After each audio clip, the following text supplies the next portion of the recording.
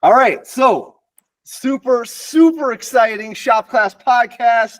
I'm Mr. G, and we're here with Jeff Boliba, and I hope I said his last name right. No, it's Boliba. Boliba, okay. And Boliba, and he is in the snowboarding industry. And as you know, I love snowboarding. And then we got our favorite snowboard making teacher from the middle of the country there, from Michigan. We got Chris Davis in the house. How you doing, Chris? How's it going, everybody? All right. And we got a round table of regulars coming in. We got Matt Bloomquist, shop teacher from Taylorville, Illinois, builds houses with his kids. How you doing? Good. I'm excited about this one, man. Yeah, this is good. And we got Peter Molinaire from Toronto, representing Canada. And he's kind of like a shop teacher, but he doesn't teach shop, but he knows pretty much a little bit about everything. We got Noah Hughes. How you doing, Noah? Doing good. All right. Down in Virginia, building houses. And Duke Lazowski, East Stroudsburg, Pennsylvania. He's doing the middle school. He's doing the hard work, so when the kids get to us, they can actually measure. Every day. But you know, the kids are getting a little excited. We had some flurries outside. So speaking of snowboarding, yeah, It's coming. So chance meeting, met Jeff over at Mountain Creek, and then we're like, yeah, how's it going? And then we turned out to have a lot of stuff in common. And I was like, dude, you got to get on the show. You got to talk about snowboarding and how you're giving back to all the kids. So we're going to start with the biggest question of the night, and we're going to pass it over to Duke Lazowski for the first question. And fire away. Give it to Jeff. Let's get started. Already. It seems like it's been a while for the first question. Yeah, it's true, because we kind of had different it wasn't like a profile, it was like a group project for a while. We had the shop class build up, spoke about that. You guys had the conference. Oh, the conference. We talked about that for a little bit. What was last week? We also had the safety episode. So we haven't done a profile in a while. That's why. Could be the first one of the year. Jeff, did you ever have shop class growing up? Yes, I did. And I actually had it in junior high, but when it went to the next level was high school. And this was 1985 when I was a freshman. I took wood shop class, and I was very fortunate enough to have a friend who introduced me to snowboarding. So we were like, wow, we should try and build a board. And so in California, where I grew up in the Bay Area, I was able to make this board. Now, it wasn't very functional, but you know what? The teacher was badass, and he helped me make it so, it had some kick in the nose and tail. And I actually did take a couple runs on it. I haven't finished it yet, so I need to go to a shop and just sand it, paint it, put it on the wall, because that sucker was truly made with love. And thankful to have a shop teacher back then who was taking a young kid who just learned and was just amped on snowboarding. So that was really, really cool. And that specific shape, there it is right there in action. You can see my jean jacket and jeans, just hilarious, off the side of Highway 80 in Tahoe. But it was a Terry Kidwell. Terry Kidwell, early on in the sport, very influential, was one of the first freestyle, what we considered just really influencers. And so we would always paint our boards because we wanted them to be a little different. So once again, we take the bindings off, put a custom paint job on, and I'm very thankful for that. But my buddy at the same time, Chad Sylvia, who actually got me into snowboarding, he made an even better one. And if you look right there, dude, if you zoom in, he's in the blue, I'm in the red, but you see his board. look at that's a homemade board. And wow. In 85, I rented this Sims board. It was way too big. I mean, way too big. So he had already snowboarded. So we were cruising around and we were like, hey, maybe we should swap boards. Maybe I'll have an easier time on the smaller homemade board. And I swear to God, I did. And so that is a classic photo because that was 85. That was the second time. The first time I ever stood sideways on snow was on a snurfer. He had a snurfer too. And we just went off the side of Highway 80. I wish I had a photo or video of that, but I don't. But this changed my life 100%. It's amazing just those little projects that people do. So you built a board in shop class. I mean, that's like how perfect for this episode. It's so funny. We didn't plan that, but that honestly, Chris, when we first talked, I didn't even remember it. But when I started going through my archives and digging all this stuff up, I saw this photo and I'm like, wait a minute. Chad built that board. His dad helped him. His dad actually helped him cut down some ski boots, make some bindings, and he helped him put on edges too. So that thing could actually ride. Mine wasn't really that functional.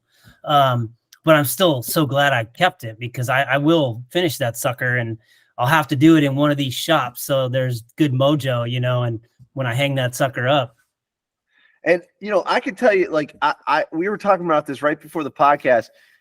I thought I was late to the game and I tried snowboarding. I rented a board, I think when I was like 15 years old, a little bit to just get out of the whole skiing with the family thing. I didn't want to do that. So I wanted to try this new thing.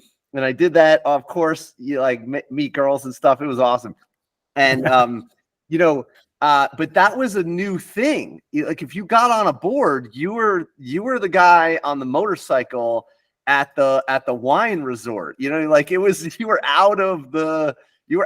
fish out of water, but it was great, Well, let me just parlay on that, buddy, because in 85, before you could go on the lift, and before you could buy a ticket, they would have you go with an instructor to get certified. So they wanted to make sure you could stand on your board, load the lift, unload the lift, you could control it, turn, stop. Right. And then they would give you this little certificate that said, this guy can actually control the board. Because at the time, this skiing and snowboarding in the resort industry, even though at the time they wouldn't admit it, was kind of in a downfall. And snowboard gave it a rush and just boosted it. But there were a lot of us who didn't know the etiquette. I mean, I grew up skateboarding in the Bay Area, and early on, we had a lot of skate parks around. About 5 years into it, they started to get sued, and there weren't any skate parks. Thank goodness in the past 15 years, they're so plentiful now. But that was a learning curve, right? And that was a total curveball for the resorts because all of a sudden, here came this young, energetic skate crew trying to figure it out on the mountain. And we didn't have, some of us, at least my family, didn't ski or snowboard. I had been twice in junior high. A friend picked me up and took me skiing twice. I had a blast, but it wasn't when I saw this kid. I used to have a little penny narrow plastic skateboard, which I used to rally. I'll never forget the moment I saw this kid who lived down the street. He had a wide skateboard and he came carving S-turns through my court. And I was like, what is that? That is so cool. So that was very influential early on. It's so funny. You just like a 15-year-old memory just popped through my head. I remember you couldn't just get on the lift like if you had skis. You had to go get certified in this process. They wouldn't just let you get on. Now that's totally changed. No, and actually, I don't know what happened to my little card because it was like a season pass. But one of my buddies at Burton, when we built the museum inside of Craig's rapid prototyping facility, they made these really cool rollout little things by year, and he was able to find his. So when you go there and you visit, you can roll it out. And one of the years, I want to say it's like 87, has his little card from Stratton where he did the same thing. Wow. Yeah. Now I don't know much about I understand that's about the history I know, but tell me a little bit about Terry Kidwell.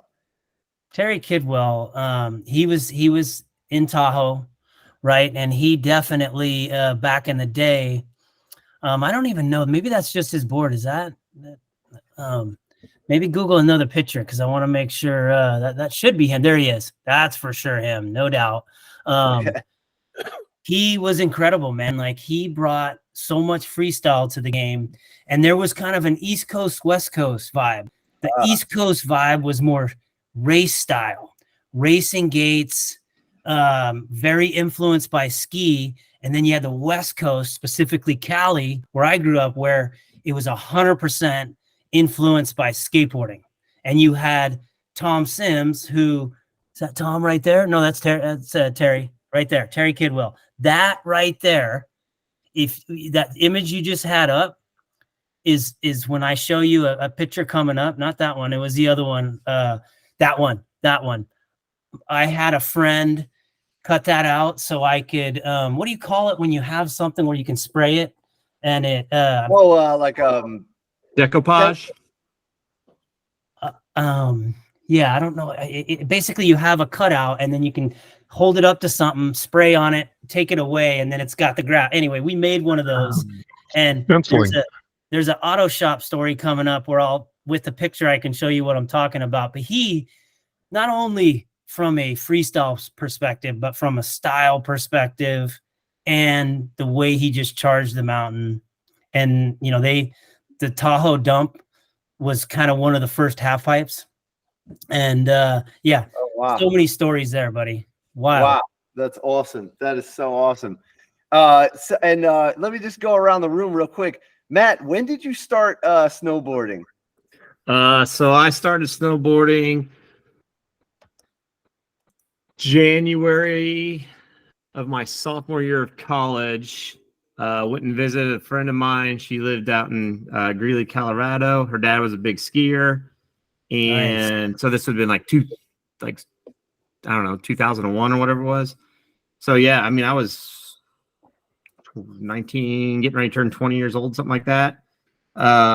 So it was kind of late for me, but I always thought it was cool. I never got to go skiing. My mom went skiing up in Michigan all the time, growing up in northern Indiana, and always talked about all these fun ski trips she had. And so yeah, I learned how to snowboard in Copper Mountain out in Colorado, and then from there, man, we would we'd hop in the car and had a connection out in Breckenridge or in Keystone, and we'd drive out from after class on Thursday if we had no Friday classes, drive straight to Breckenridge, get there like at midnight, wake up, snowboard all day, Friday, Saturday, do some more Sunday morning runs, get back. We'd literally pull back in college, back in town in time to go to like your morning class on Monday. Nice. Awesome. And then we'd always do a big trip with everybody. We'd pack our parents' full-size vans, college and post-college, and we'd take like 2 or 3 and then pack as many people as we could into condos and out in Breck. And yeah, man, those were some great times. And then hoping to get the family out for the kids and stuff sometime too. I want to really get them going sometime. But yeah, that's how it all got started for me. Nice.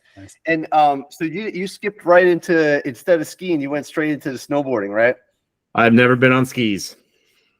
That's so funny. Yeah, my parents met in some sort of singles ski thing. So I'm like the result of 2 New Yorkers that when they would get away to New York or Vermont to go skiing, And so, so they met so my sister and I grew up skiing, but she kind of like faded out and I switched over to snowboarding, and then that's where it really took off, Where'd they go, Ron? The Poconos, probably. It's funny because they always went. We never did the Poconos. We always went north to Vermont and to Killington. You know what happened was my dad bought like this super cheap shack up in Vermont, and then he kind of made it usable over the years. And so he bought up there when it was. I mean, I don't think even Killington was like just starting to develop. I mean, my dad's old. He's like 85, That's awesome. Yes. Oh, it's crazy. Well, I'll get into a tangent about my dad later, but he still has his season pass, and we used it. They kind of waved us on when I showed a 1972 season pass around my neck, and he had a 74. And we found it in the car. I don't know what it's doing. That's amazing. Yeah, they just waved him through, but he can't see too well now, so he can't be out there. Anyway, getting back to Jeff, man. So shop class didn't end with just a board, right? Didn't you do some art stuff? No, man. And so that was 85. That was my just like being a high schooler with a lot of energy, being able to have breaks where I could go be physically active or actually put my hands to work was super helpful, right? Then next year I saw, whoa, hey, sophomores and above could go to auto shop class. I was like, this is killer. And I saw a dude who was selling a 1967 split window VW van. It was all beat up, man, had no engine. And I talked to him and I had barely any money. I'm like, dude, I'll give you $50. He took it. I was like, right on. And so it took me all year. And I'm telling you, a ton of Bondo, right? Like the teacher would buy these massive things. So that thing's got a ton of Bondo. And I don't know, I forget how many cans of spray paint I used to paint it, but it was spray painted. And it was the shop teacher, myself, and then we had this kid who was really good with cars. And he ended up bailing out of high school, like I want to say when he was a junior, and he started his own shop. Well, he helped me get a VW bug engine, souped it all up, and we threw it in this thing and slammed it down to the ground. And that tire cover on the front is the little stencil from that Terry Kidwell image you were showing. So that's what I had my friend cut out, and we created a stencil out of it. And so I would spray that all over, but that's what that is, bro. That right there. And that thing, what was next level about this was it had a pop top, it had a bed, and then the double doors would open, and I got a tent that connected onto the double doors, which made like a condo. So it was, I mean, the first time I rolled up to pick a girl I was taking out, and her dad opened the door and saw the van, he was just like, oh gosh, who is this guy? What's going on? But yeah, once again, the ability to work all year on something at school, learn, and then get to drive it home. This is it, dude. That moment, that's the day I drove it home. And I parked it right like that. I took a picture, and I don't know how I found the picture, but I did. And I have to tell this story because that thing, because it was slammed and the back axle was right when you laid out the bed, the middle of the bed was right above the back axle. Well, my brother, one day he was really hurting. His stomach was just killing him. And I called my mom, and she worked at a hospital, and she's like, get him down right now. So he was just in pain. Put the bed down, drove him to the hospital. We didn't know at the time his appendix was getting ready to burst, but it was just boom, boom, boom, boom, the whole way to the hospital. And he still remembers that to this day. Wow. Oh my God. Some of these early stories. So the shop teacher let you fix your vehicle in the shop. Well, dude, I had it parked there all year because it was a shop. And then there was, I don't know how big it was, but he had a chain link fence where I don't know how many cars we had parked out there, but for some reason I was able to get approved to have it out there. And I wasn't the only one to work on it, right? The teacher's like, hey, Jeff, do you mind if during the other classes, if kids want to play around with some Bondo or whatever? I'm like, dude, go ahead. Like, I mean, I have nothing to lose. And if it's helping you, it's helping me. And he, sure enough, he did that. So I kept it there all year. And I want to say, I think I was able to drive it home in May. So it took all year. But that was just, I have such fond memories because it was, talk about project-based learning, man. And it just, yeah. You know, it's something about ownership of the project. Is anybody else here worked on a VW in high school or anything like that? Okay, Peter is already on top of it. I could tell. Peter, what's the deal? What happened?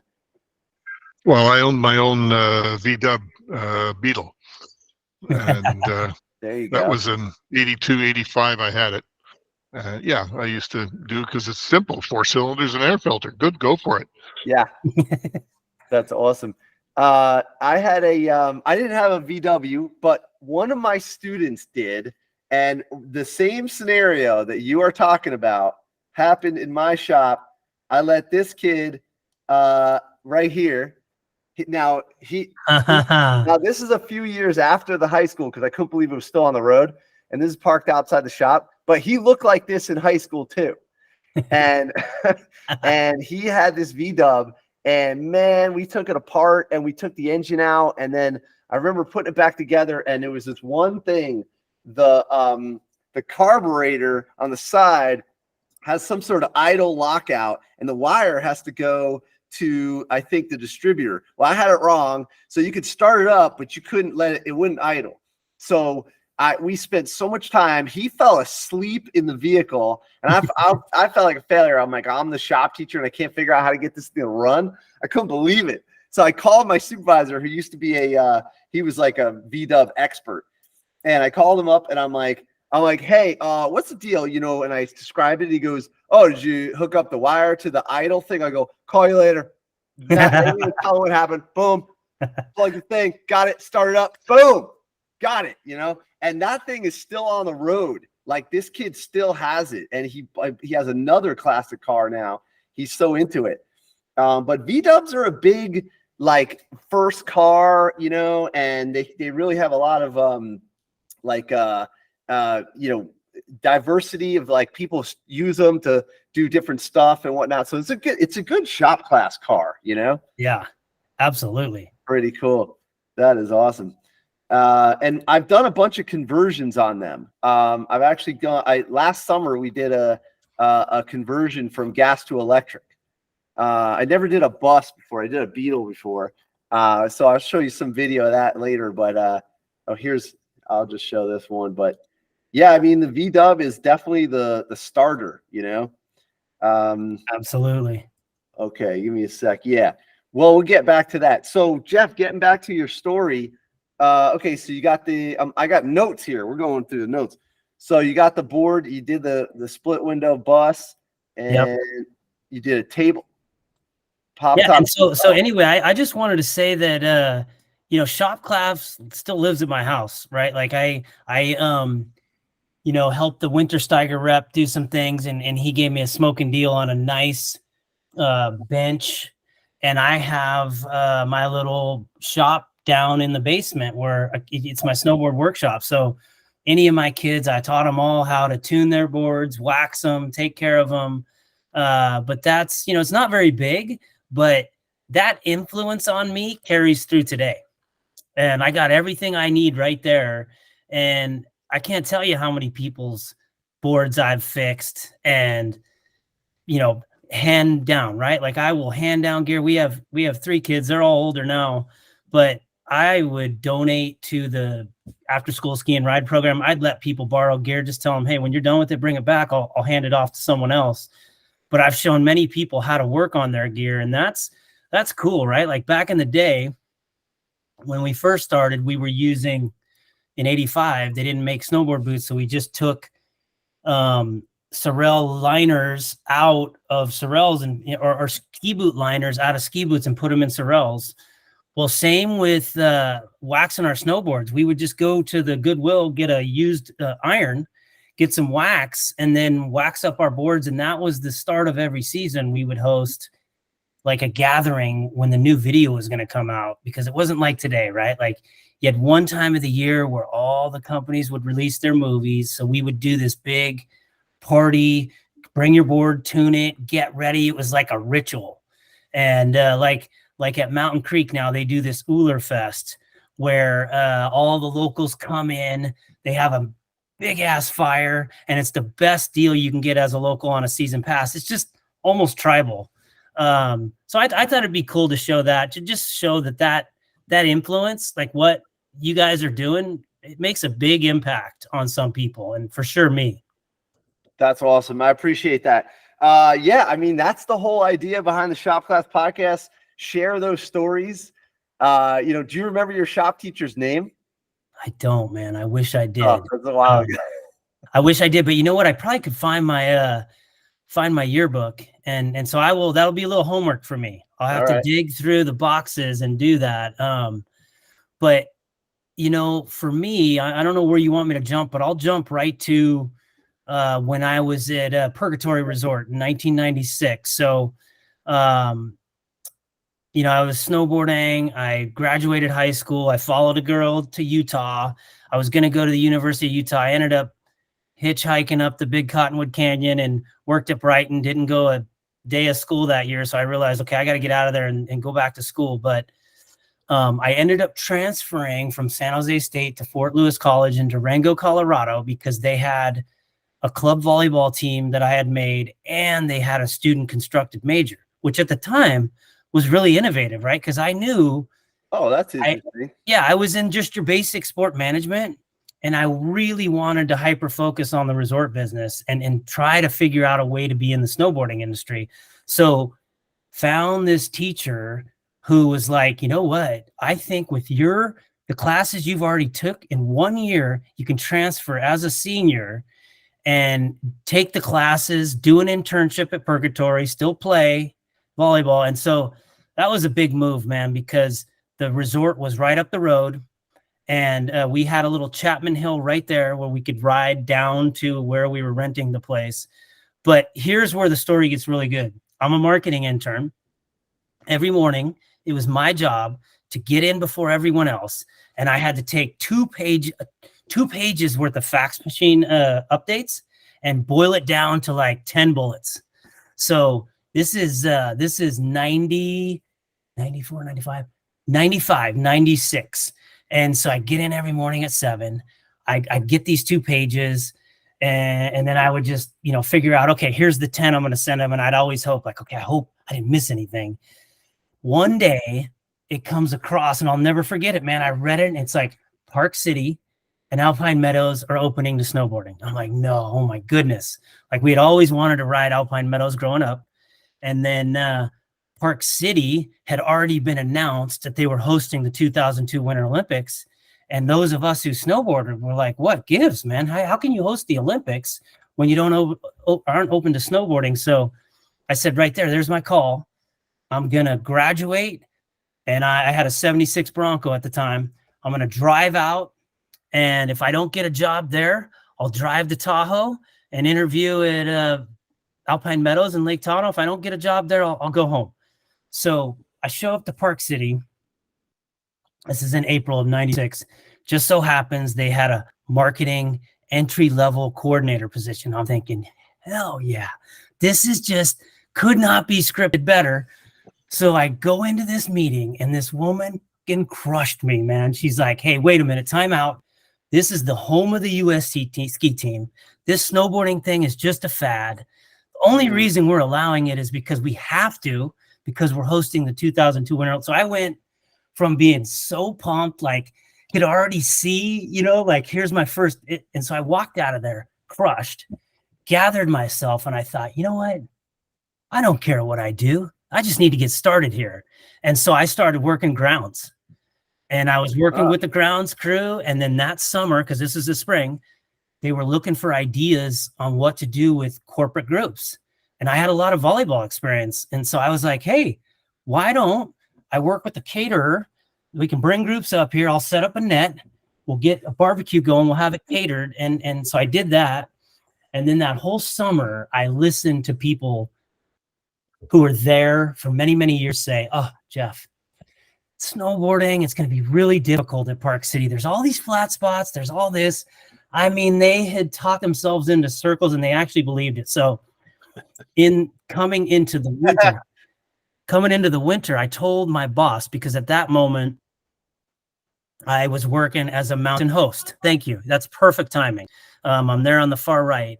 And I said, hey man, I just ask one thing. When that top Jupiter lift opens, can you please, no matter what day, what time, let me go and be on one of the first 10 chairs? Because I just want to show people that snowboarders will not struggle. Snowboarders that know what they're doing can look ahead and anticipate flat spots and all that and can get speed and do that. So I shit you not, man. He totally called me on the radio. He's like, Jeff, in about 5 minutes, they're going to make an announcement that Jupiter's open.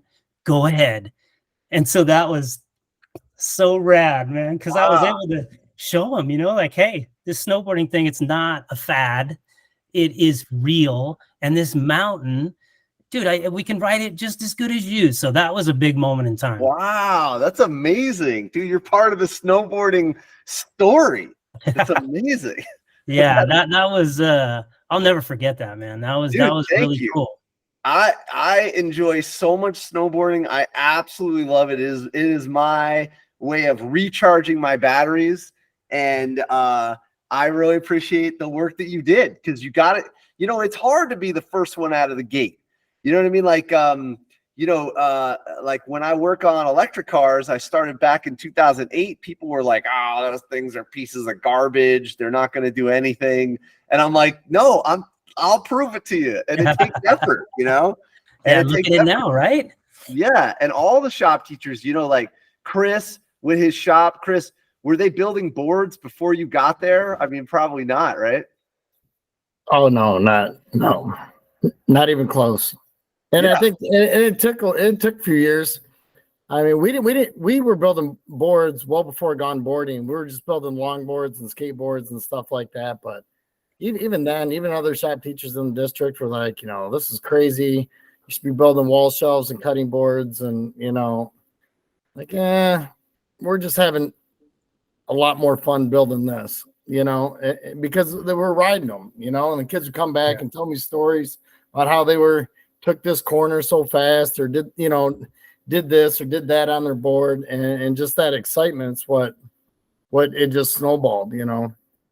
That's awesome, man. And you know, I'll rip through, I'll jump to the Riglet part because I don't want to peel into Chris's time. And so I'll jump to 2003. And if you can pop open that presentation, I'll never forget it. So in 2000, or actually in 98, I did a couple projects for Burton, because what I quickly realized in Park City, a big portion of our market was coming out of Southern Cal. And so these kids would come up with their parents. They already knew how to surf. They already knew how to skate. They wanted to stand sideways. They wanted to snowboard. Our kids' gear was garbage at the time. We barely had boots that were small enough. They were way too big. The kids' youth boards were just scaled down men's boards and women's boards. So you couldn't flex them torsionally or even begin to turn them. So that's when I started getting real creative and just shaving down ski boots to have boots small enough. We brought in a trampoline. I got a bunch of balance boards. So we made this kind of homemade lesson to just pull it off. And it actually worked out pretty good.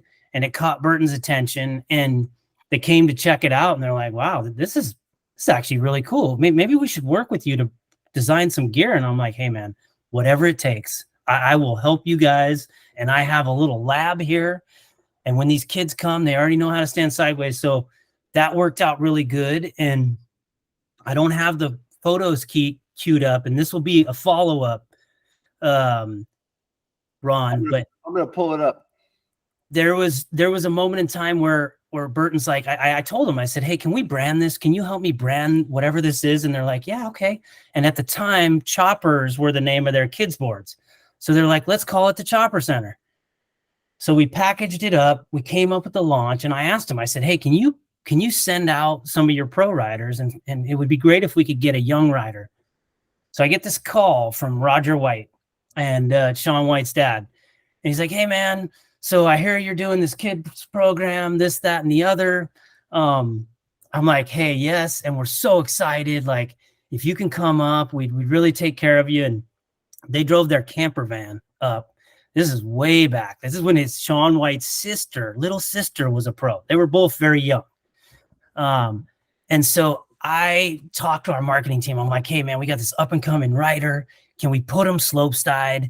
And then we were having a big anniversary. I took him to the party. So I have some photos from that are unbelievable that I didn't get to load up. But anyway, that was Sean when he had to have been 6 or 7. And he totally crushed it and helped us launch it. Then that worked so well. Burton's like, we got to move you out. You got to come to Vermont. You got to be based out of our global headquarters, and you got to do what you're doing here with resorts around the world. And I was like, oh my gosh, this is a dream job. So in 2000, we moved our family, and my son was 1. There you go, right there. So we got out, we had a summit Siberian Husky. We were staying in the Town Place Suites, and immediately they're like, okay, you got to go to Japan. You got to go here. So I would be leaving like a week or two at a time, leaving my wife with a 1-year-old and a young Siberian Husky that was tearing up the place, dude, tearing up the Town Place Suites. So within 6 months, we had to send Summit to my mom's house in Colorado because it just was too much. But I would begin to think when I would go out, we live in a court here.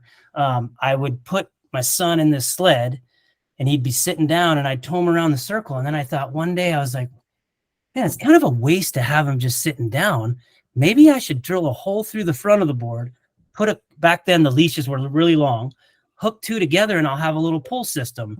And so there it was. Go back 1 and you'll see, there it is right there on the left.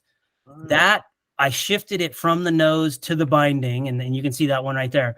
But then I took it, the guy on the left, Chris Doyle, he's a magician.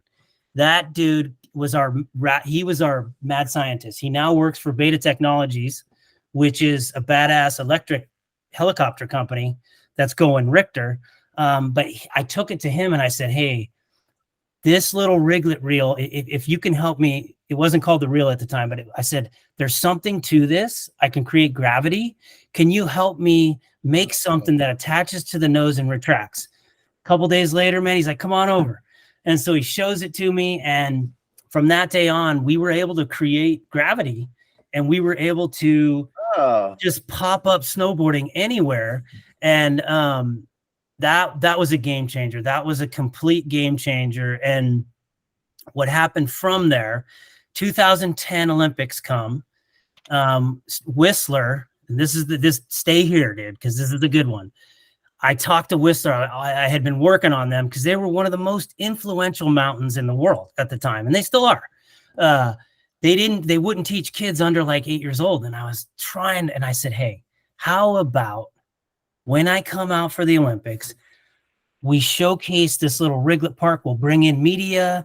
As long as you can let us use a spot, we'll cover it all. And so Jake and Donna and the crew let us put together what was my vision of playground. Because, dude, when I had kids, we would show up to the playground. I didn't have to teach them how to play. They just knew what to do. So I said, if we can replicate that for kids snowboarding, we will win. And so we debuted that thing. And drawing, this is great. Yeah, no, well, I'm telling you, man, like I could never draw like that, but I would draw these sketchy things. And then I'd sit down with the artist and he'd be like, okay, Jeff, are you trying to do this? I'm like, yeah. That's exactly what I'm trying to do. So we took this, brought it to life. And from that moment on, we were able to just really tear down barriers because at the same time, Burton was letting me make really softer torsionally snowboards, smaller for kids, smaller boots, softer bindings that were extra small. And we begin to slowly break down all the barriers for kids snowboarding. But I think because this Riglet program was so powerful, it was in my oldest son was in the 9th grade, or sorry, he was in the 8th grade, and they had what was called an 8th grade challenge. You had to do something to help the community. A lot of kids would like go do something for Boy Scouts. They go build the dugout or whatever. And Jeffrey, who's now 24, he remembered, hey, you know what, Dad? Remember when I was in the after-school program at the Central School, or it was Allenbrook? They wouldn't let him snowboard because none of the teachers knew how to teach snowboarding. They only had to teach skiing. So I helped out with that. Then he said, what if we go and we share snowboarding with the kids? And I said, that's a great idea. So went to the principal, or went to the PE teacher, and she was very nervous. She said, wow, snowboarding, isn't that extreme? What if it snows? I said, all right. Talked to the principal and said, hey, we just got done doing this Riglet project. We know how to pop it up anywhere. We can do it in a shop. We can do it in a mall. We can do it on snow. What if we were to bring it here and all the kids' physical education for that day would be inside the gym? And he approved it. He's like, I want to see plans. So I worked with my global resorts team, Jeffrey, and then Smuggler's Notch and Jay Peak's snowboard kids programs to make this happen. We did it. We got all 350 kids through in one day. but we had to bring in like a massive piece of AstroTurf and a lot of heavy stuff. So we then held a round table. It was actually at Squaw Valley. It's now called Palisades in Tahoe. I brought in some of our best kids coaches, and we said, there's this one big hurdle. All this big expensive piece of AstroTurf is expensive. It's heavy. All this equipment, like it's not repeatable for a physical educator. Like typically speaking, they have a closet, they have these kits. So we needed to figure out how we could pull the kids around without scratching the floor up, and how we could do it without the piece of AstroTurf. So same dude, Chad, who took me snowboarding in 85 for the first time. He goes, Jeff, wait a minute, I got it. He's like, you ever used a Swiffer? I'm like, yeah. He goes, what if we made a Swiffer cover for the board? I was like, boom. So I was like, holy shit. So I get on the phone, call the product team. I was like, hey man, here it is. We'll draw it out, send it. And so now that's called the hover cover. And that's part of this riglet kit that we can prop up. But am I on the right slide? This is really good. Well, this is Yoda's Riglet Park. What you were just on. This is a number of different activations, but okay, that's all right. Yeah, well, that one right there is when we worked with Lucasfilm and Sierra at Tahoe to bring Yoda's Riglet Park to life, which was amazing. And I had Bob King, who's one of the most famous chainsaw artists. He's unbelievable. He carved Yoda. He carved Chewbacca. Oh. That's a Yoda out of wood. Yeah, oh yeah, dude, that's chainsaw carved. That's like awesome. Unbelievable. Yeah. But probably the most potent part is if you go to the second link under Riglet Snowboarding, where it talks about the Vermont Ski Areas Association. Yeah. I have that. After we launched it at that Allen Brooks school, the teacher from Richmond Elementary, which is right up the road, like 10 minutes up the road, called Burton. He's like, hey, who's this Jeff Boliba guy? I need to talk to him. So I was on the road, and the front desk calls me, and they're like, Jeff, hey, one of the guys from a school, he saw something on Channel 5 about snowboarding at school. He wants to talk to you. I'm like, hey, perfect. Give him my cell. So I talked to him. This guy's name is Brian Godfrey. He's a elementary school physical educator. I said, hey man, I'm on the road. I'll be back in 2 weeks. If you give me a little bit of time, I'll come in and I'll show you. Do you want to take a moment to watch this? Let's watch it. Yeah. Let's do it. When you think of PE, you think of learning to play different team sports, working on physical skills, all of those things, which we still do. But to look in the gym and see kids riding felt boards, it's awesome. There's the hover cover. We have 300 kids in the school, and we did a little survey last year, and about half the kids had never been to the mountain. And we have Cochrane Ski Area right down the street. They didn't know how to start, they didn't know where to begin, and we kind of knocked down that issue. And now we've got kids and families that are exploring skiing and riding for the first time. How this program got started was my son, who was in the 8th grade, he wanted to share snowboarding with the elementary school. The kids have so much fun when they do it. It's really different from what else you would do in PE, and it allows the kids to be really creative. I saw the magic, and I knew I needed to figure out how can we do this with one PE teacher so they can run it just like they do basketball or any of these other sports. Jeff and I started talking about, like, well, if you're actually going to do this as a unit, so not just a one-day thing, what would it look like? And we started working on a curriculum and different ways to make it really interesting to kids, but still teach the basics of snowboarding so that hopefully you could transition from what we do in gym class to the slopes.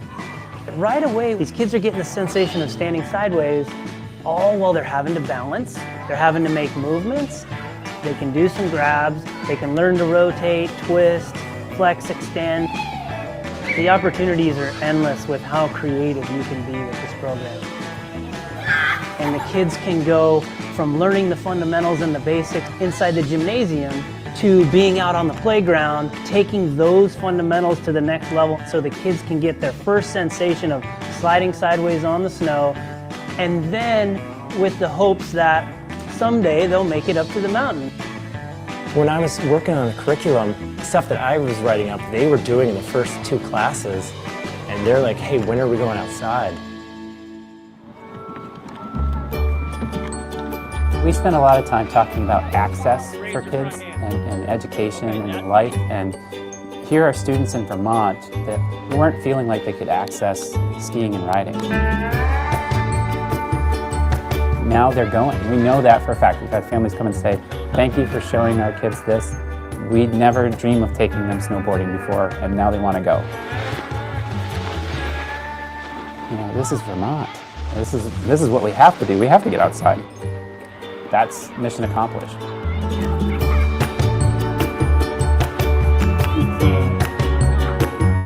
Still makes me smile, man. So that's when that dude was so rad, because we had the snowboarding part nailed, right? Like the curriculum on snow, everything. But what we didn't have was the social components, the how to build a 6-week program that met the standards of the AFERD, which was, at the time, it was called American Association of Physical Education, Recreation, and Dance. Now it's called Shape America. But we had to work within these parameters to get it all approved. It took us a while. But that manual you see that I connected the link to, that please share it. That's a pretty start to finish manual that we were very proud of. That, you know, Jake and Donna then sent me. I went to over 100 different sessions in 10 different countries around the world, sharing snowboarding with kids and empowering these teachers to give their kids something different. And wow. This was very potent, because like I said, we could pop it up anywhere. With that little kit that they let me design, I could carry this thing on a plane, go anywhere, set it up in a class, set it up in a gym, in a stadium. I mean, and you'll see it if you keep going. And once again, I don't want to take too much time, but I also put in a video of when we activated with the Oakland A's and one of the shops and Sierra Tahoe Resort to bring it. Right there, what you're showing right there, that is from the Echo Science Center in Burlington, Vermont. And we did what's called experience snowboarding. And the kids would show up to the Science Center. They'd have to have a group leader, like a Boys or Girl Scout leader or a PE teacher. And we would go into 3 different groups. A third of the group would go into PE snowboarding, which is what you're seeing. A third of the group would then go into the science of snowboarding, which they would learn the science of snowboarding. And then the other third got to cruise around the museum and check out all the interactive stuff. So that was next level. And then I got a call in 2014 from Bill Curtis from Gone Boarding. And he said, hey, hey, this is what we do. And I was fascinated right away. Once again, my connection to shop in high school and project-based learning, my ears were starting to smoke. So I was like, man, tell me more. What problems do you need to solve? How can I help? He's like, well, dude, we're having a really hard time sourcing wood, sourcing metal edges, sourcing all this. So I told him, I was like, okay, let me go talk to the product team. I will get that worked out, but you need to help me empower your students to go into their local communities and be mentors and bring this Riglet program to the elementary schools. And so he then let me come to the school. I trained the high schoolers how to do it. We then went into, I forget, the first year it was like 3 schools. It's up to 27 now. And you're talking, and I think this year alone, they'll introduce 3,000 kids through the Riglet program, you know. And so what I didn't anticipate wrong was these kids, these high schoolers that we educated and trained on how to do it, they then became mentors. And some of these kids, they weren't the most athletic or most popular at school. And so when they would show up, though, all of a sudden, they were like these local heroes, and the elementary school kids would just flock to them and gave them so much purpose and value. And I'll never forget it. When we first did it, there was someone from the school district there to check it out. And in her mind, she was just like, I have never seen anything like this. This is so cool. So I'm really stoked that you have Chris here, because Chris has been doing it a long time and he's been through Gone Boarding. And then I'm stoked you're going to have Bill, because over the years, like I asked him right now, how many schools are you up to? He's like 27. And My high school, the one I used to coach volleyball at and the one my kids went through, we tried to do this. Jeffrey tried to do it as his 12th grade grad challenge, and we got a press built. He had a mentor from Burton, but the shop teacher at the time was just not into it. And so we did it for the project, but I'm happy to tell you today, actually had a call with Adam Bunting, who's the principal at CVU, Champlain Valley Union High School, and Bill. Most likely we're going to have gone boarding at this school in the next 6 months. And that will mean a lot to me, because I would love nothing more than to help the high schoolers at our local high school be able to build it, dream it, ride it, and then have that Riglet component where they not only get to build their board, but they go reach into the local communities and share snowboarding and learn how to mentor. It's really powerful stuff. And it started in the shop, like it's just wild. It's awesome. This is great, man. This is like, dude, I want to have a program like this. Chris, what do you think of this, man? I know you're a big part of this. Well, yeah, I mean, this is what we do. Like the Riglet program, we have that at our school. Just like Jeff was saying, we'll go down to elementary schools and we'll pull them around. There's like a bunch of different activities, all student led. There's leadership components with our CTE programs. This is a great way to bring that leadership component into the class, because they're running it essentially. And but the little kids, oh my God, they are the best though. Like I have some of my favorite photos are from doing that. I have this kid like with his arms up, like with just excitement on his face. I have this perfect shot. One of my students like pulling him on one of these boards. I love it. So it's just a great thing. And then like I said, just exposing them to it. But then you gotta have that passion for it though. You gotta like to go out and ride. You gotta like to, like, as a teacher, I feel like everything flows through you. So if you don't have that passion to do this stuff, it's kind of, I feel like it'd be harder for me. It's just a no-brainer. So absolutely, 100%. Yeah, something I want to add about this is that what I think this does is it doesn't just bring people into a sport. See, I have a criticism of, like, let's say the basketball team, kids, they want to play basketball. Okay, they're going to be the next Michael Jordan. Okay, great. But what about the business of basketball? And so I always try to explain to the kids, I'm like, look, you might get paid to have your feet on a field or on a court. That might happen. But more likely, you're going to join an industry.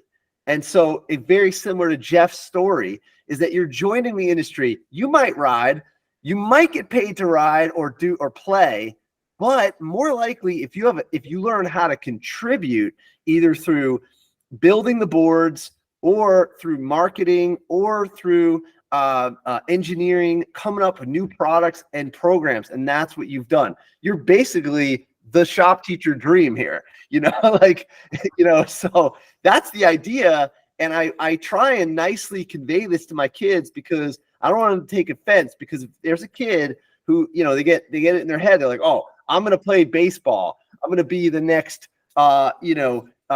shortstop for the Yankees. And I'm like, you might be the maybe, but more likely, if you really like the Yankees, you should be a part of the Yankee organization. Yeah. And there's more opportunities. So that's why a shop class and what you've done in a shop class and grew it into this thing where you gave back to everyone is so important to tell that story, because you actually made something and now you contributed, right? And so that's really the lesson I think that I would like to highlight, and that's what you guys are doing. And I really appreciate what Jeff's doing and Chris is doing. That's awesome. I want to do it here. It's only an hour from, I'm like right next to New York City, but it's only an hour from here to Mountain Creek. And we don't have that program. Well, we have to work on that, because you have some pretty badass shop teachers here, and you have the stoke. We, Snow Partners, I'm very thankful when I left Burton in 2021. Snow Partners is a pretty amazing company, and we own and operate Big Snow, which is inside the American Dream Mall. It's the North America's only indoor resort. Mountain Creek Resort, which is a 4-season resort right in Vernon, which is where we met. Such a chance meeting, 10 o'clock in the tiny little gym at Mountain Creek in the Appalachian Hotel. Wild. But also Snow Operating, which is, resort consulting, train-based learning, Snow Cloud, which is a resort technology company. And then we have the Hessian Foundation, which is a 501c3, nonprofit, which we give back to the local communities we do business in. And it's wild, but I got to jump soon, but I did find that Shaun White photo. So if you go down almost to the bottom, right before you'll see Shaun White Chopper Center here. I'll highlight. Oh, I got it. You got it. Pop onto that sucker. Mm-hmm. So this is a different kind of boarding school.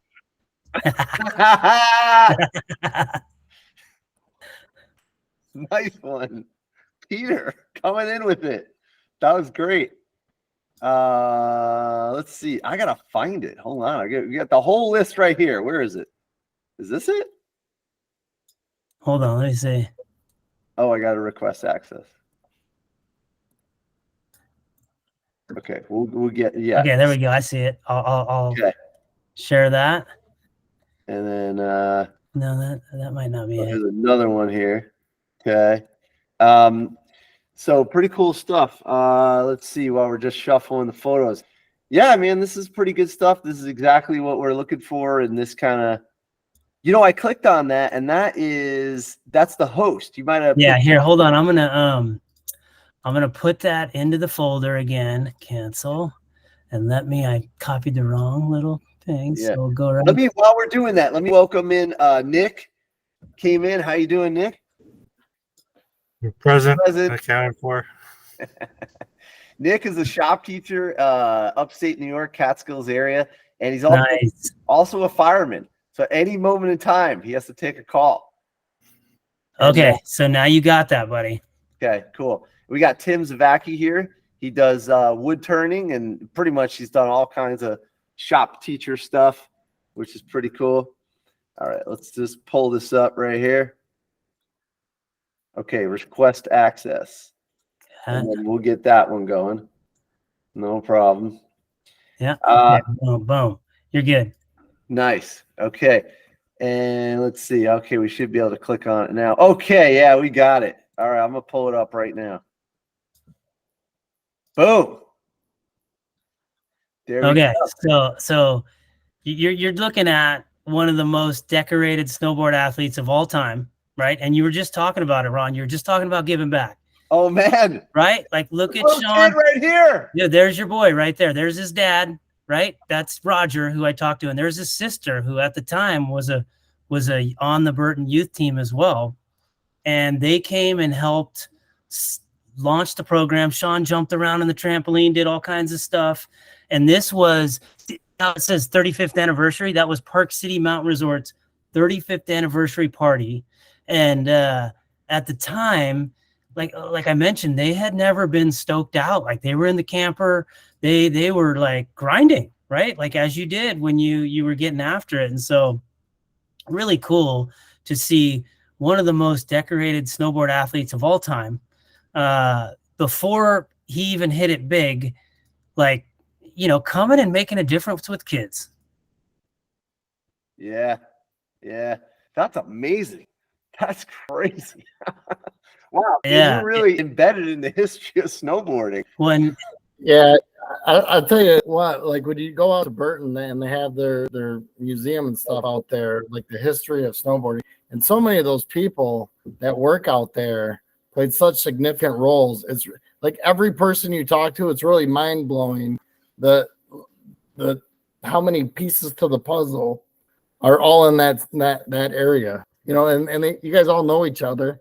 It's just really a great trip, and some fantastic people out there. Yeah, we feel very fortunate. You know, Jake and Donna paved such a path for a worldwide community that is so strong and so rad. It's just awesome. But I see tech ed firemen. You know, we host, I don't know if you know this, but at Mountain Creek, we host a fireman race where they have to race down the hill carrying, you know, fire hoses and everything else. And it's a fundraiser for the burn victims unit. And so props to those guys who do that. They come race, they have a good time, and then all the money goes there. But here you're seeing, this is Craig's rapid prototype facility. Sean Stewart is touring people around, checking out cores.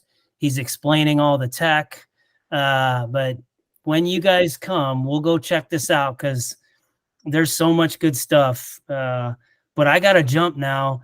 Ron, man, I'm so glad we met, and thanks for having me on here. And I'll just leave you guys with this. Like, just know that you're making a big impact, and it's awesome what you do.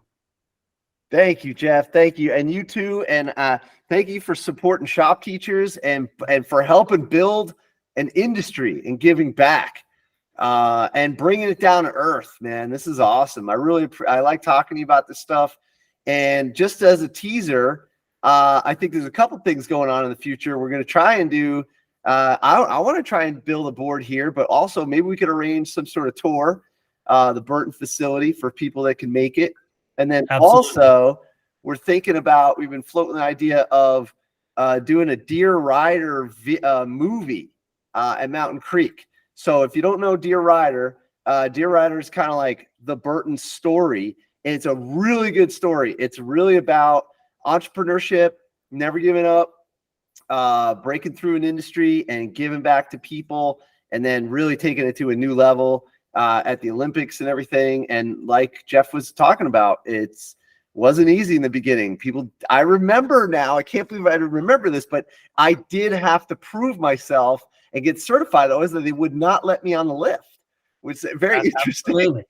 Yeah. And, you know, open invitation. If you guys ever want to come to Big Snow and check out North America's only indoor resort or Mountain Creek, you know, Ron and I'll get something worked out. And, you know, as for the teaser for Deer Rider, you know, Jake, when he would write the intro to the catalog, he would start it off with Deer Rider.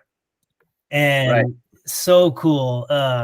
So meaningful. He took a lot of time and took it very seriously and would always, you know, speak very eloquently. So it was really very cool. And he wanted HBO Sports to do it, and they did a kick-ass job. Yeah, it's so cool. I like the title, just to reiterate, is basically him writing the catalog intro. I actually took a cue from that recently because I have a small business on the side where I keep in touch with my customers and I teach them intro to welding, intro to small engines, and we do some electric vehicles as well. And I would encourage, if you have a small business or if you have an alumni association, students that have graduated, keep in touch with them. And every so often, I think you should write a Deer alumni, Deer Rider, Deer customer, because you are a community leader. You're not just a shop teacher or a business owner. You're leading a community. So I dig that. That's really cool. That's really cool. I stole that idea from him, and I write when I put out, hey, I got new classes, I say, hey, Deer alumni, guess what's going on? And I let them know what's happening. That's awesome. Hey, Ron, before Jeff pops off, I found my all-time favorite snowboarding picture of like the professionals. Share it. Nice. Oh, there we go. Who knows who that is? Wait, put it up there again. Put it up there again. She won the D tour. There you go. He's got it. Who knows? I assume Jeff knows. I couldn't see it. Who is it? It's Gretchen Bleiler. She was such a competitor and would kick ass in a lot of the competitions for sure. Wow. Yeah, that was awesome. a Breck at the Do Tour. Man, we got Sean White was there. You couldn't really get to him; he was too big by then. But Scotty and oh man, all those guys. Was it Danny Davis? Like my Nice. sisters. Yeah, my sister's got a picture. Danny, I think maybe Yeah. one. Nice. Yeah, dude, it was that was a highlight getting to meet Gretchen Blyler. That's she so was cool. she was a cool chick. Ron, we'll link up after, in the next week or two, and let's try to make that happen. All right. That sounds great. All Jeff, right. thanks so much. And yeah, we're going to continue with Chris Davis next. And Jeff, thanks a lot for coming in. Heck yeah, man. Thanks for having me. Good. Take care, fellas. Appreciate it. See you All right. later. Okay. Wow. Dude, that guy is, I can't believe what, it's funny. I was at Mountain Creek and I was like, you know what? I'm going to hit the gym. I hit the gym and there's this guy in there. And I was like, hey, how's it going? Just being nice, whatever. And I just start talking to him. I'm like, yeah, I'm a shop teacher, and we make stuff. He's like, dude, shop class.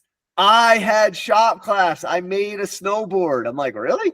And he told me the story. I was like, oh, I know this guy, Chris Davis. They make snowboards and they make all kinds of stuff. He's like, and then that just grew this conversation. And I was like, hey, I got this show. You should be on the show. We got to interview you. So that's kind of how that grew out, Yeah, Pretty Jeff's cool. got a ton of stories, and they're all great. I mean, he's been around the block. He knows everybody in the industry. He's been in it for so long, and super cool guy.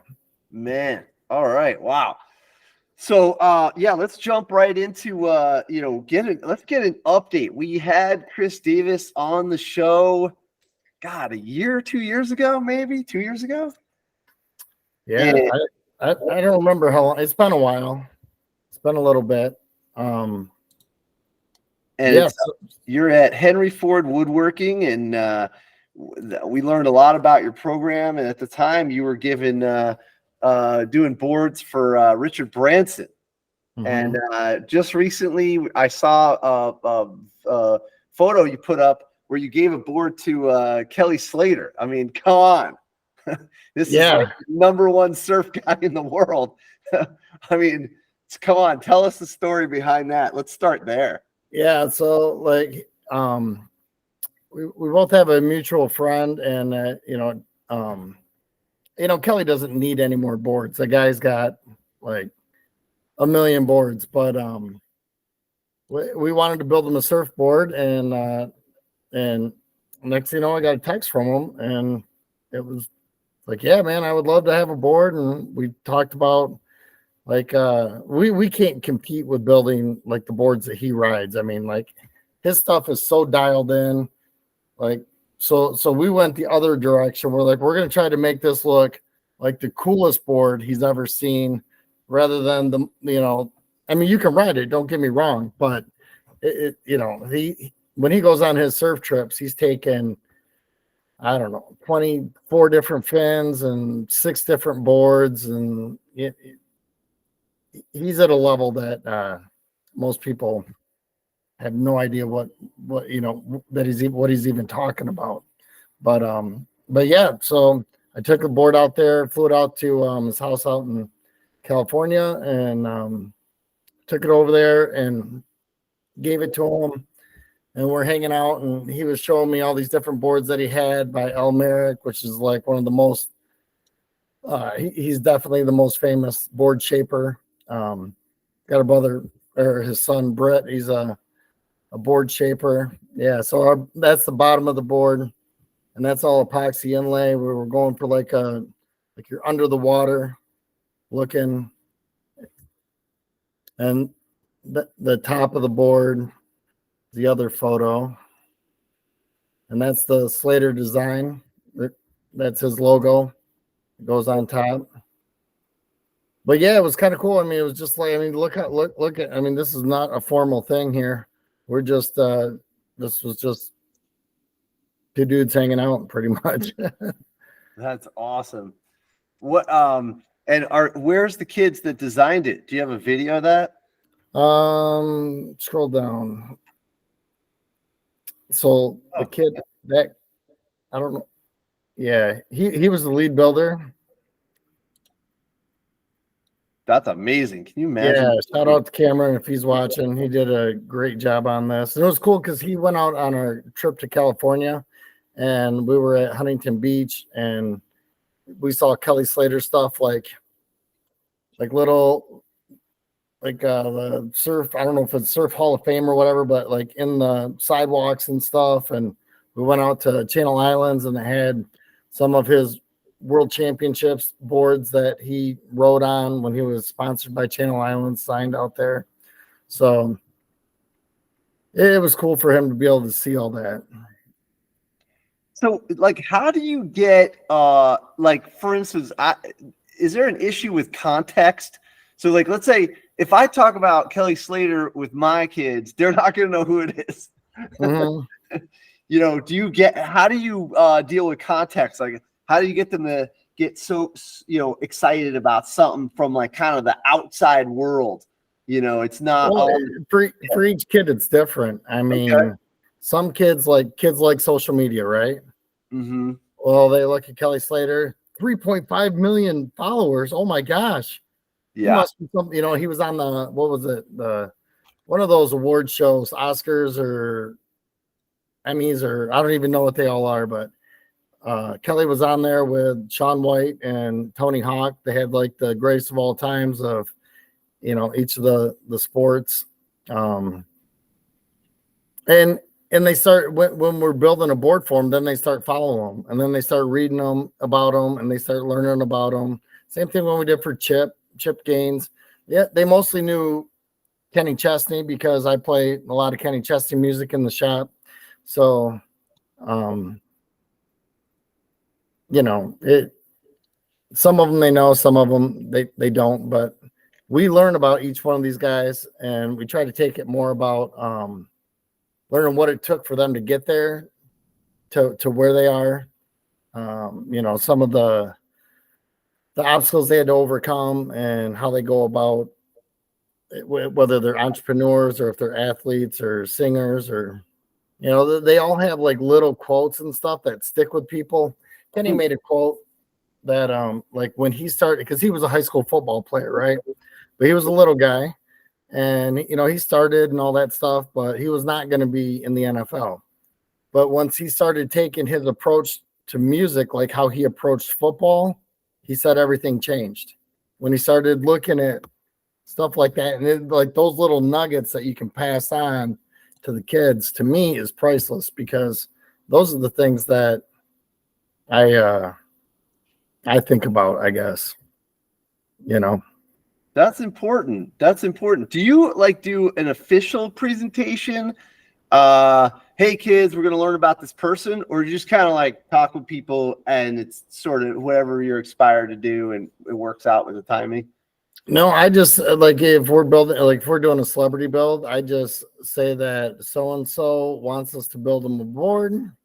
And if you are interested in being part of the build team, then you need to come talk to me or sign up, and you'll see it. Like, I don't pressure anybody into building anything. Some kids have certain things they want to build for themselves. Some people get more joy out of building stuff for other people. Some people, they love having a tie though to some of these celebrities. Even if, like when we did Chip Gaines, they may not be into the Magnolia Network or whatever, but when they can turn on TV and see somebody, like, there's a tie to it, and it helps build motivation and an enthusiasm for the project. And they want to do a good job. Like, the best thing for me out of it is that they don't want to screw up this project. They want to put everything they have into it. They know people are going to see it. They know it's going to, these guys post it, there's going to be, however many followers are going to see it, which I don't care about that stuff, but it's whatever gets the best product. So this kind of fits in line with some of the guidelines I use for motivation, which is public deadlines. If you got a public deadline, I think the kids step up to the plate the same way they do with sports. Sports is a public deadline. You have a game on Friday. It's the coach is yelling at you, but you need to step up because the other team from the other school is coming there and all your parents and friends are in the audience. So you got to step up to the plate, I think there's something to that. I think when you have sometimes, the kids get burnt out if they're just trying to impress you with a piece of wood or a piece of metal. They're like, oh, well, I'll just kind of do it later or whatever. But if they're stoked because there's pressure, I think it's a healthy pressure, kind of. So that's kind of what's probably working there. And the other thing too, Chris, real quick. Yeah. So one thing you guys you have, Chris, especially for celebrity. Now, granted, if we were building a house for a celebrity, but we don't have a customer, so we do have that open end. I mean, literally, if the house takes me a year and a half, 2 years, 3 years, nobody says a thing, right? And so with the kids, sometimes I wonder, like Chris is talking about, obviously, whether it's a celebrity customer or just the average person customer, I guess you could say. I wonder if they knew that customer, say this house is going to Mr. and Mrs. Smith, and this is how many kids they have. They have a dog, they have a cat. This is what they're going to be doing. This is their living room. They're going to paint that room this color because their favorite color is blue, and blah blah blah. And sometimes I wonder. I really enjoy not having a customer. Like, it's nice on the teacher side to be able just to go with it, and especially when it comes to building a house, right? Because it's a very long project. That's so many factors can change things. So that part's nice. But sometimes, listen to Chris talk about this. It's like, if my students knew all these things, because when we get stuck on one phase of the house, the burnout happens quickly. So right now, when we do things, especially when, work on the foundation, then you go into framing and all this stuff, and things are kind of going fast.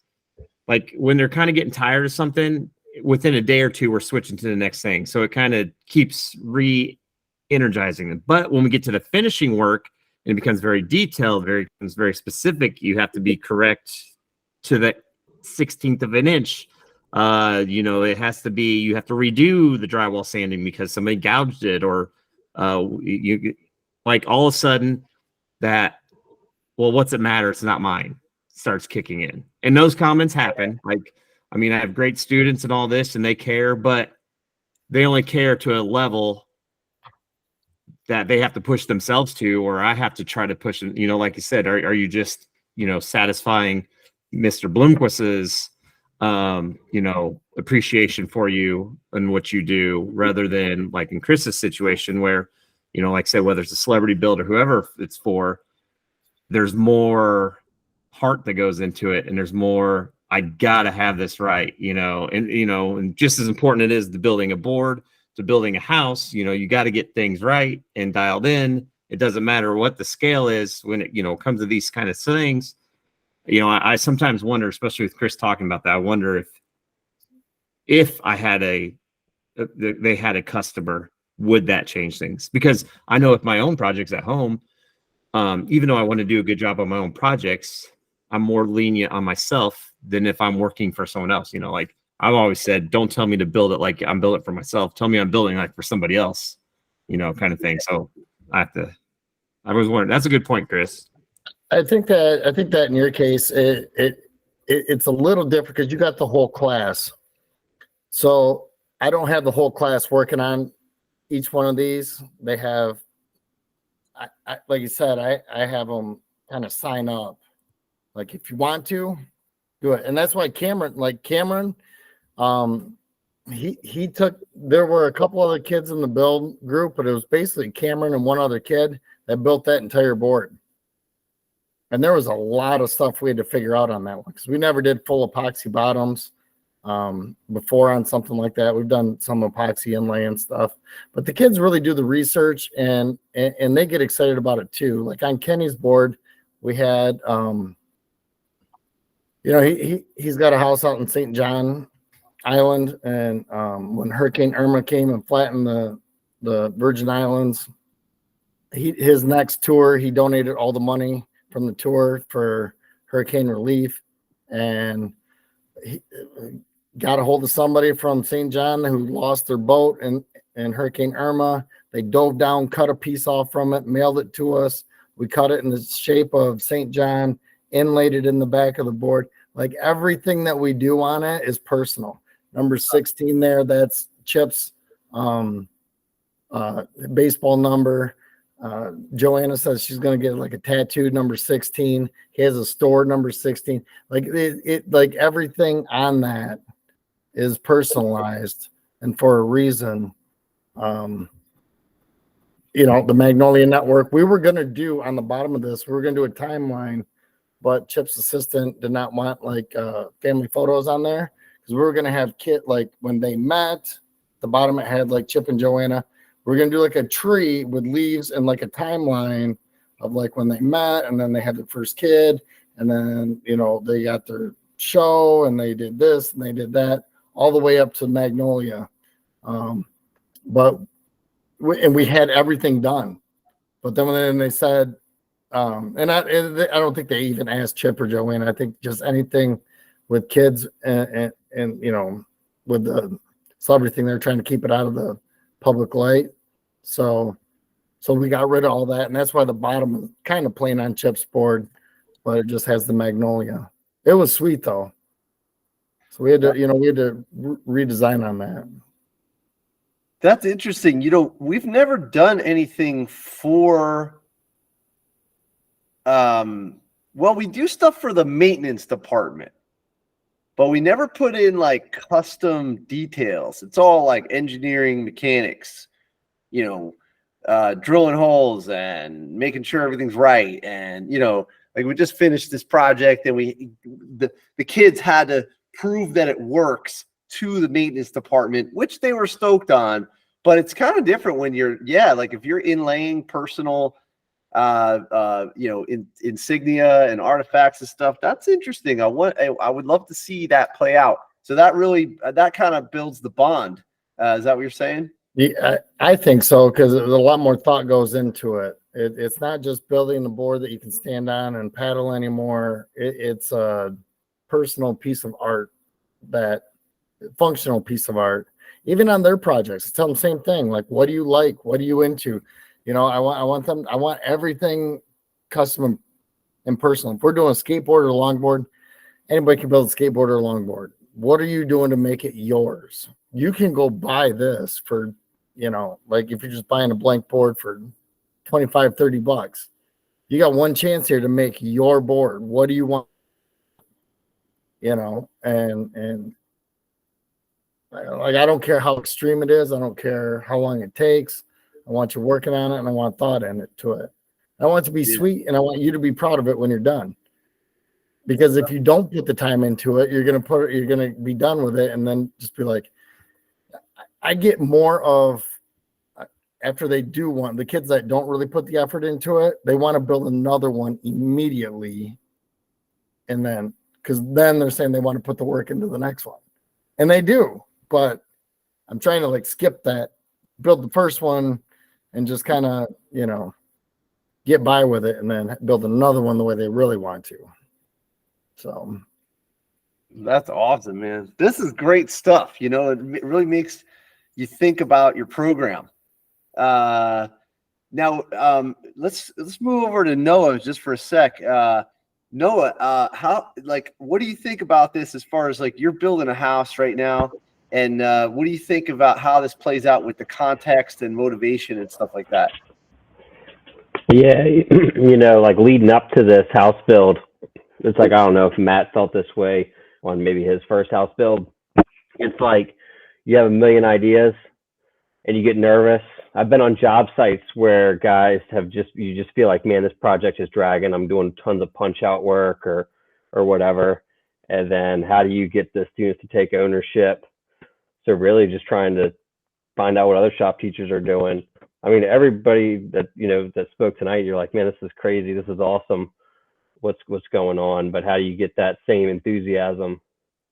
And so, you know, I don't know. I think that's the hardest thing, because we have like a lot, you know, you do like projects for school, and these kids are like, man, I'm doing something for a school, like I'm building picnic tables or whatever, and they're done.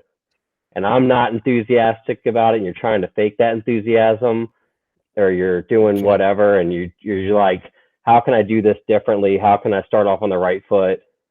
There's going to be failures, and how can you mitigate those as much as possible? So Got it. And how's that house coming? What's going on? Give us an update. yeah, we kicked that off. Should be January 10th is when material starts to get delivered, and so yeah, students are excited about it. But that's one thing we are trying to, like Matt was saying, we're trying to find we have some people lined up because we're selling it to a veteran cost, and so that those students meet the person that's going to be getting the house and purchasing the house. So then there's a real some sort of a connection there, because we're kind of working with Habitat for Humanity on it, and they do a good job with volunteer work, having the people that are volunteering on the house meet the people that they're working with, that are working on the house and stuff. So, trying to build that connection. And I think it also helps students be thinking of others. You want that community. I can make an impact in the community. I'm not just because I'm in high school, I can still make an impact. So, but yeah, kick it off soon, and hopefully things go well.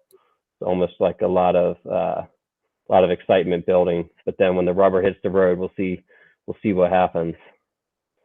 Yeah, that's awesome. I'm fascinated by these large projects and these custom projects. It's very interesting. Something we just worked on over here was it's not in the same fun ballpark as a board, but we worked on this thing called an escalera, and it's basically like a hand truck, but it's got a power feed, and we did a little innovation on it where it uses the drill batteries instead of using like a lead acid battery that it came with. And so the kids had a client, and their client is the maintenance department, and they overcame it, and they were kind of excited about it. But then I called the company, and I got the company to the vice president is going to talk with the kids about this innovation, because they've never put drill batteries on this particular product. They were afraid to do it. They didn't want to ship the lithium cells. And I said, well, okay, we'll just use the drill batteries. You don't have to ship them. That's what everybody has anyway. So they're like, oh, wow, that's impressive. So the kids get to present this project. And I came up with the idea, but I didn't build it. They had to create the 3D printed clips. They had to do the bus bars. They had to do all the wiring, the step down converter from 20 volts to 12. And then you pull the trigger and this thing pulls. That's 175 pounds, but we tested 300. It'll pull 300. It's supposed to pull more, but we only had 300 pounds. So it'll pull it up the stairs, and then it'll actually take it down the stairs as well. And you could see these little things. So I'm trying to connect the projects to to the client. And even if in this case Escalera didn't contact us, we contacted them, and then the vice president was really into it. He was like, wow. And so you could clip in another battery in case one battery dies. So you could just in real time, you could just clip another drill battery in. It seems to be working, but I think that it's not customized. I think I'm going to learn something from Chris tonight. That's pretty cool. Let's see where we're at. Cool stuff. So, yeah. Let's see what else. Duke, what do you think about? Yeah, you want to just talk about the motivation of the kids? Is there anything you want to add to that? Oh, you got to unmute it. Yeah. Yeah. No, this stuff is all awesome. But these guys are right, you got to be passionate about it.